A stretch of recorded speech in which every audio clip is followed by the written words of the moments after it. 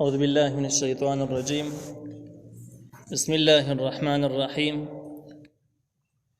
لئن لم ينته المنافقون والذين في قلوبهم مرض والمرجفون في المدينة لنغرينك بهم ثم لا يجاورونك فيها إلا قليلا. سورة الأحزاب 60 نمبر آیات. په دې 60 نمبر آیات نو واخله د 63 نمبر آیات پورې. په دې دریو آیاتونو کې هغه خلکو د پاره سخت تخویف ذکر کیږي. کم خلک چې د نبی کریم صلی الله علیه وسلم په مقابله کې افواګان خوري، او دیم د هغه خلکو د پاره چې منافقین دي او مسلمانان زنانات ته تنګول کوشش کوي، زیبه نکینی او مسلمانانو زنانات تنګول د پاره خپل وس کوي، په ځنو کې د خواهش او د منافقت او د بیهایي جذبه پرته ده. دا خلکو د پاره زبردست خبرداري ده او تخفیف او یاره ذکر کیږي. او تقریبا په دې درې آیاتونو کې وو تخفیفات په وو طریقو باندې یاره ذکر کیږي د خلکو د پاره. تفسیر باندې په قران ذکر کړی دی چې کم آزاد خزي دي نو هغه خزو د پاره مخکې نه حکم ذکر شو چې منافقین او بداغین په خپل ځان سات، چې دا د غټ خاندانونو خزي دي، بدکار دوی نه دي او خاندانونه یو غیرتی تکړه خاندانونه لري. کومږ دې ته بلارو کې کینو چل ور وکړو او خاندان خلک رانه خبر شي نو بیا به زمون سهلي نو جاوی ته په اندازه ولګي د آزاد خزي دي نو هغه نه به ځان سات. خو چې کوم به وینځي نو وینځو ته به ځای کې ناستل وینځي به تنګول. نو په دې آیات کې د هغه خلکو د پاره خبرداري شو چې کوم خلک وینځو ته کینی او هغه تنګي نو هغه د پاره هم تقریبا په وو طریقو باندې عذاب او سزا ذکر کیږي. الله تعالی فرمایي لئن لم ينتهي المنافقون کمنی نشي هغه کسان چې منافقان دي، والذین هغه کسان فی قلوبهم مرض چې پزړونو کې مرض د خواهشاتو دي. مرض چې کوم دی باطینی مرض، شرک مرض دی، منافقت مرض دی، د نفسانی خواهشاتو غلبه هم ځان له مرض دی. نو تفسیر باندې قرآن مجید کې د مرض نه مراد نفسانی خواهشات اخیستل دي. هغه کسان چې پزړونو کې نفسانی خواهشات دي وینځو تکینی او تنګي. والمرجفون فی المدینه او درو خبرونه خورون کې د بخارونو کې بخار کې مدینه کې درو خبرونه خوري.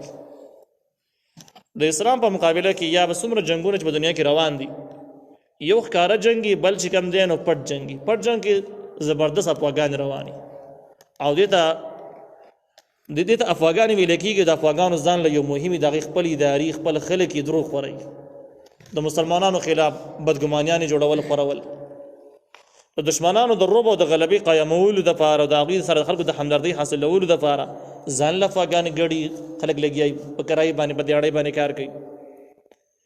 نو مدینه منوره کې داسې خلک و چې هغوی به دغه شانې دروغ خبرونه به خورول، دروغو نشریات پې کول. هغه زمانه کې اگر چې د میډیا ترقي خو نه وه، خو د هغې یو انداز یې و چې د عمرې محفل، د حج محفل، غم خادۍ محفل ته به دا خلک تو او دروغ به یې خورول، افواګانې به جوړولې د نبي علیه السلام متعلق، د صحابه کرام متعلق.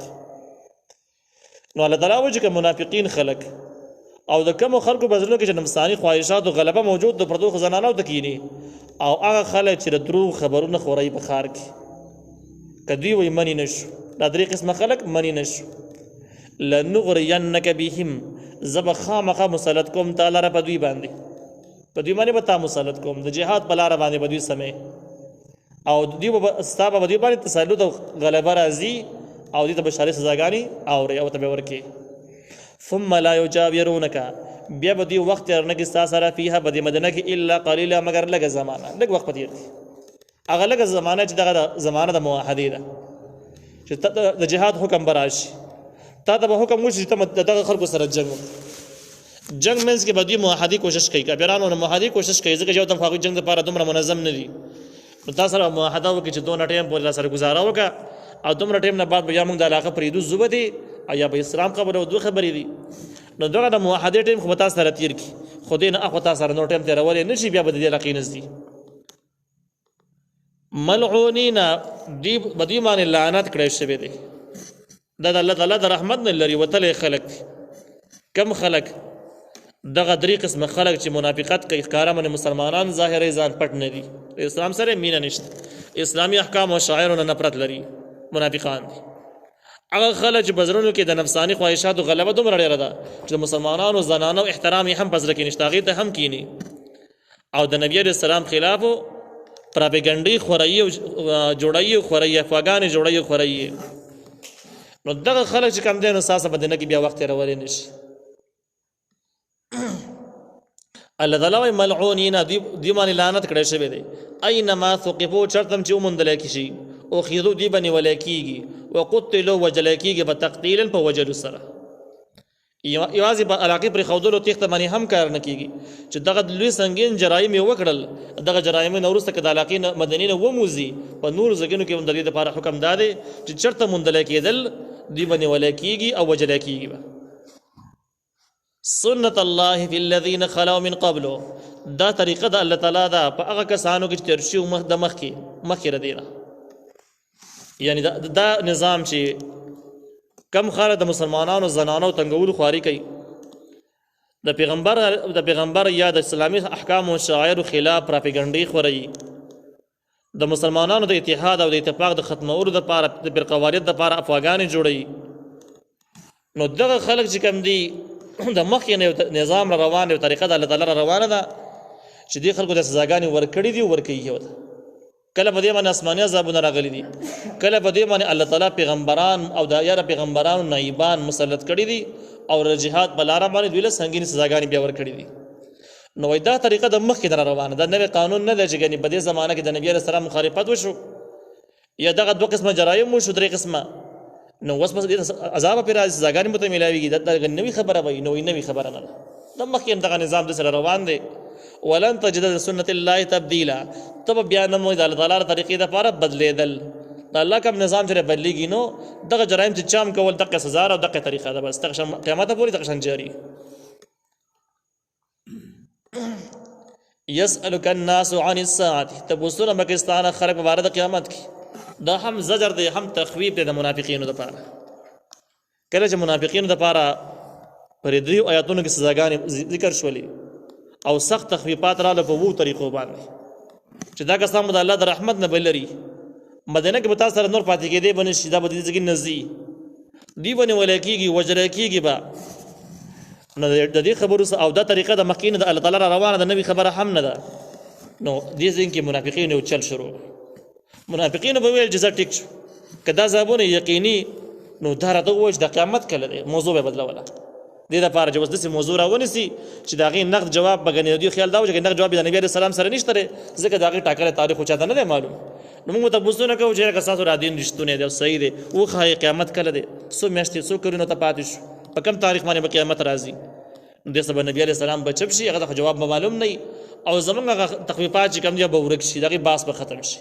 بیا به څوک نه وایي چې منافقینو باندې عذابونه راتلونکي دي، سزاګانې به الله تعالی ورکوي. نو دې طریقې سره به زموږ ملګري منظم شي، هغه د عذابونو یره به ختم شي. نو بیا به د اسلام خلاف به نفرتونه او کرکې او شکونه راولړولو دپاره به لاره جوړه شي. نو بس خپله موضوع یې پرېښودله او بیا به راتلل د نبي علیه السلام نه به یې تپوس کوو، د صحابه کرامو نه به یې تپوس کوو چې قیامت به کله. یسألک تپوس به کستانه عن الساعة باره د قیامت کې، یسألک الناس تپوس کستانه خلک باره د قیامت کې. قول نو ته ورته ووایه انما علمها عند الله، یقینا د دې علم د الله سره دی. یعنې دا لازمه نه ده چې موږ داري خبرې نه خبر یو، داري خبرې جواب موږ سره موجود طالب یې درکوو، دا لازمه نه ده. بلکې په کومو خبرو چې موږ مکلف یو چې الله تعالی ویلي چې زده یې کوي او د هغې زده کول په موږ باندې ضروري دي او موږ ته یې ښودلي دي، موږ ته هغه خبرې زده دي، موږ ته هره خبره نه ده زده. پاتې شو قیامت خبره چې کله به راځي، بس هغه علم یې د الله سره دی، موږ ته پته نشته. نو چې موږ ته پته نشته څه دنیا ورانه شوه، خو بس پته راته نشته. وما يدريك لعل الساعة تكون قريبة، او څه به خبر کې تا لره په باره د قیامت کې، یعنې داسې شی نشته تا خبر کې، خو لعل الساعة تكون قريبة ممکنه ده چې قیامت ډېر نږدې، قیامت لرې نه وي. قیامت ټاکلی تاریخ الله ته معلوم دی، خلکو ته نه دی معلوم، خو ممکنه ده چې قیامت ګوره ډېر نږدې لرې نه وي او تاسو راونیسي، تاسو به هغې کې راګیر شئ. نو چې قیامت نږدې دی او تاسو هسې هغې کې به راګیرېږئ، نو د تپوسونو په ځای باندې د هغې دپاره تیاری پکار دی، څه غم یې پکار دی، په تپوسونو باندې کار نه کېږي. نو دا هم تخویب شو د منافقینو دپاره چې خپل شرمونو پټولو دپاره به دا تپوسونه کول او اعتراضونه به جوړول. ان الله یقینا تعالی لعن الکافرین، لعنت کړي د کافرانو باندې لعنت معنا مخکې زی په زی باندې تیر شوی ده واعد لهم او تیار کړي دوی د پاره سعيرا جهنم د دې ځکه نه اخوا 63 نواله تقریبا د 68 نمبر آیت پورې دغه کافرانو د پاره منافقینو د پاره او د اسلام دشمن خلکو د پاره تقریبا په اتو طریقو باندې تخفیفات ذکر کیږي نو اولنه پکې دا چې ان الله لعن الكافرین یقینا الله تعالی لعنت کړي د کافرانو باندې واعد لهم سعيرا او تیار کړي د دې لپاره لمبو والا ور سعير هغه ور چې لمبي وهي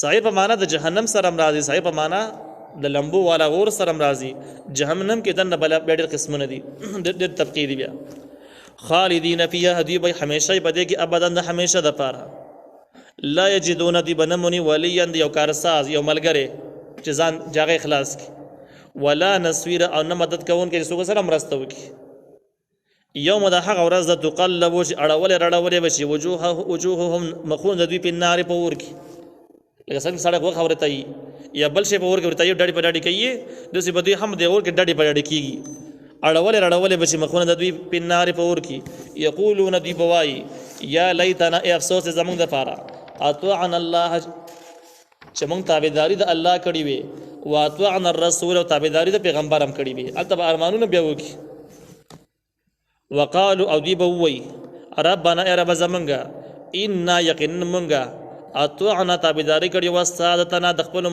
مشرانو وکبراءنا د خپل غټو خلکو سادتنا خپل پیشوایان مذهبي پیشوایان چې کم ناجایز پیشوایانی چې د مذهب په نوم باندې غوی اسلام د اسلام نه خلک بیلاری کړي لکه عیسایان يهوديان دا شانه کې فرقه باطله چې څومره دي هغه د مذهب په نوم باندې خلک بیلاری کړي دي او کبراءنا غټان خپل د دې نه مراد خپل قیادت ته چې کوم د سیاسي قیادت دي فازولون السبيل نو موږ گمراه کړو د سمیلارینا دا به شکایتونه شروع کړه ربنا ای رب زمونږ آتیهم ورکړي د ضعفین من العذاب د چوند عذاب ولعنهم بدوی لعنت ولګ لعنا کبیره لعنت ډیر ول مشرانو باره کې د براءت او د بددعای سوال شروع کې چې رب موږ خراب کړیو موږ ته پته نه موږ گمراه کړیو اوس دوی خلکو له دوچوند سزا ورکا او د خلکو باندې لعنت ولګ